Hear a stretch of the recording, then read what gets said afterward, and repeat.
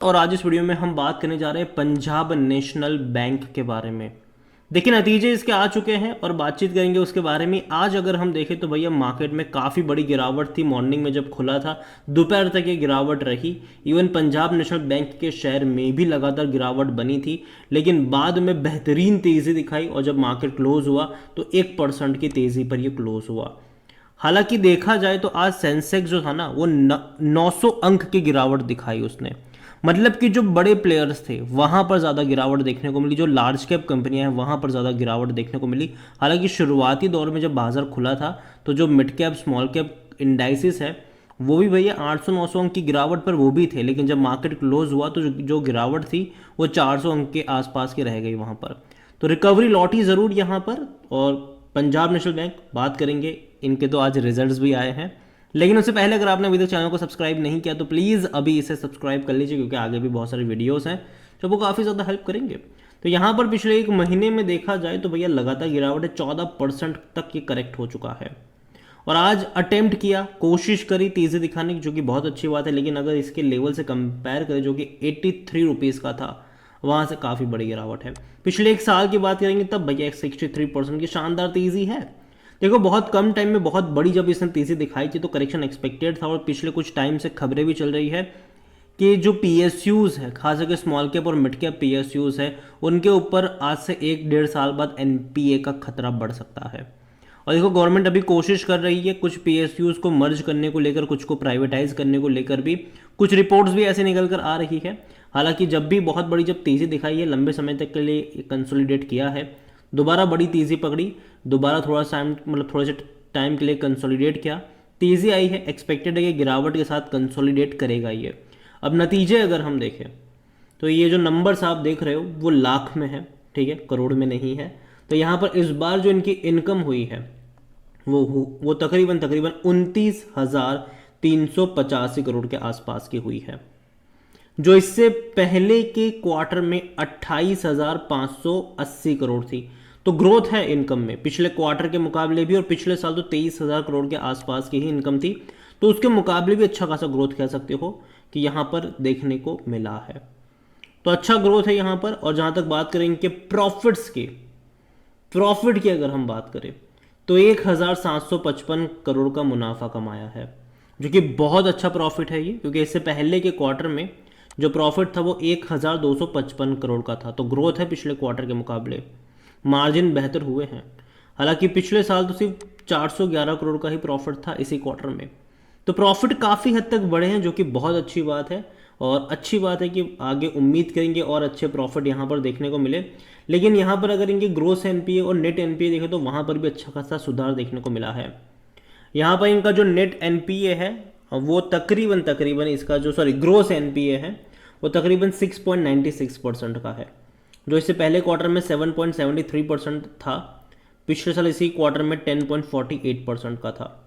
अगर बात करें इनके नेट एनपीए की तो वो 1.47% है, जो इससे पहले के क्वार्टर में 1.98% था, और पिछले साल इसी क्वार्टर में 3.80% था। तो देखा जाए तो इम्प्रूवमेंट है। और देखो यार सिर्फ ऐसा नहीं कि सिर्फ यहीं पर इम्प्रूवमेंट है, बहुत सारे सरकारी बैंक हैं उनके परफॉर्मेंस में, उनके नेट एनपीए ग्रोस एनपीए में सुधार हुआ है, जो कि बहुत अच्छी बात है।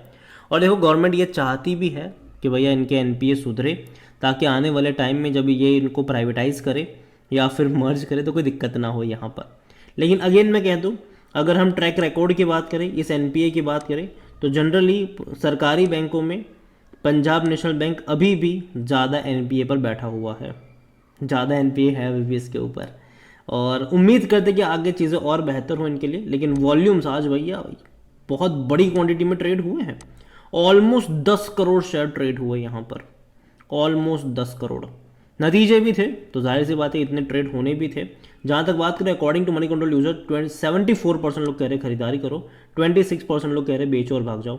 नंबर्स वाकई में काफ़ी अच्छे हैं, और इवन लगातार इनके ईयर ऑन ईयर बेस पे क्वार्टर ऑन क्वार्टर बेस पे भी इंक्रीज हो ही रहे। उम्मीद करते कि आगे और अच्छे नंबर आपको देखने को मिले। और देखो डिविडेंड भी पे आउट करना स्टार्ट इसने कर दिया है। 2015 में इसने 3 रुपये 30 पैसे का पे किया था, बाद में 16, 17, 18, 19, 20, 21 तक पे नहीं किया डिविडेंड इसने। लेकिन 22 में जैसे ही भैया पैसा कमाना शुरू किया तो 64 पैसा पर शेयर का डिविडेंड पे आउट हुआ, और 23 में भी 65 पैसा पर शेयर का जो डिविडेंड है वो इन्होंने पे आउट किया। और जहाँ तक बात करें वैल्यूएशन की, तो भैया 19 का पी है इसका, सेक्टर पी 16 का है। सस्ता नहीं कह सकते, ना ही महंगा कह सकते हो आप इसको, लेकिन हाँ थोड़ा बहुत करेक्शन यहाँ से एक्सपेक्टेड है। और अगर इसका जो पी रेशियो है वो 16 के आसपास चला गया, जो कि थोड़ा बहुत करेक्शन अगर यहाँ पर बनेगा तो जाएगा भी, तब जाके ये अट्रैक्टिव हो जाएगा, ये मेरा मानना है। लेकिन हाँ लॉन्ग टर्म का आउटलुक अभी भी इसका पॉजिटिव रहने वाला है, शॉर्ट टर्म में बड़े झटके लगने वाले इसको, ठीक है। यहाँ पर 28% एनालिस्ट कहते हैं खरीदारी करो। और जहाँ तक बात करें शेयर होल्डिंग की, तो देखिए प्रमोटर के पास 73.15% की होल्डिंग है, पहले भी उतनी ही थी। लेकिन सितंबर क्वार्टर में अगर आप देखो तो म्यूचुअल फंड की जो 4.68% की होल्डिंग थी वो बढ़ के 4.85 पर आ गई, खरीदारी करी म्यूचुअल फंड्स ने। यहाँ पर डोमेस्टिक की 8.77% की होल्डिंग 8.95 पर आ गई, खरीदारी करी डोमेस्टिक वालों ने भी।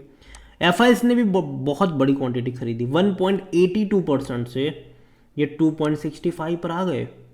तो भैया म्यूचुअल फंड्स खरीद रहा था, डोमेस्टिक खरीद रहा था, एफआईएस खरीद रहा था, तो बेच कौन रहा था यहाँ पर? तो जो बिकवाली हुई है वो रिटेल इन्वेस्टर की 8.94% की जो होल्डिंग थी वो अभी 7.98 पर आ चुकी है। तो रिटेल इन्वेस्टर ने यहाँ पर बिकवाली करी है। इतना ही नहीं, अदर पार्टीज़ की 2.64% की होल्डिंग वो भी घटकर यहाँ पर 2.43 पर आई है। तो अदर पार्टीज़ और रिटेल इन्वेस्टर ने बेचा है। म्यूचुअल फंड्स, डोमेस्टिक और एफआईएस बड़ी क्वांटिटी में इन्होंने खरीदारी करी है यहाँ पर।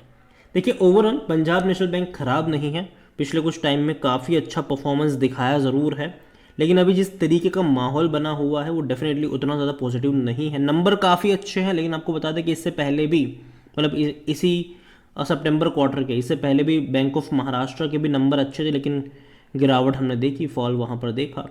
तो नंबर भले ही अच्छे आ रहे हैं, लेकिन अभी जो पूरा माहौल, जो सेंटिमेंट है वो कहीं ना कहीं नेगेटिव है बैंकिंग सेक्टर को लेकर, और वो थोड़ा बहुत इनको परेशान कर रहा है। लेकिन मैं उम्मीद करता हूँ कि भैया देखो फेस्टिवल सीज़न आ रहा है, दिवाली आ रही है, तो तब तक जो सिचुएशन है वो पलटेगी ज़रूर और वापस हम तेज़ी में जाएंगे। लगातार 6 ट्रेडिंग सेशन भैया नेगेटिव रहे हैं, भयंकर गिरावट है, 3000 अंक की गिरावट सेंसेक्स में हम देख चुके हैं पिछले एक हफ्ते में, इतनी बड़ी गिरावट है। तो उम्मीद करते हैं कि तेज़ी आए। यहाँ पर मैं इतना ही कहूँगा कि अगर आपके पास है, लॉस में हो, बने रहिए यहाँ पर, ठीक है, पैनिक करने की ज़रूरत नहीं है।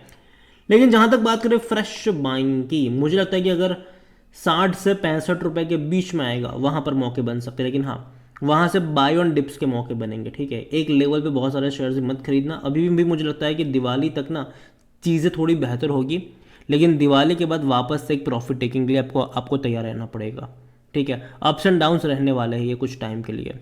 तो मार्केट यही कहूँगा आपसे कि बाय ऑन डिप्स वाला मार्केट है, धीरे धीरे ऐड करने वाला मार्केट है, एक साथ बहुत सारा पैसा लगाने वाला मार्केट नहीं है ये मेरा मानना है। बाकी मर्जी आपकी है। वीडियो को यहीं पे एंड करूँगा। पसंद आए हो तो लाइक करो, शेयर करो, चैनल अगर पहली बार है तो प्लीज़ सब्सक्राइब करें।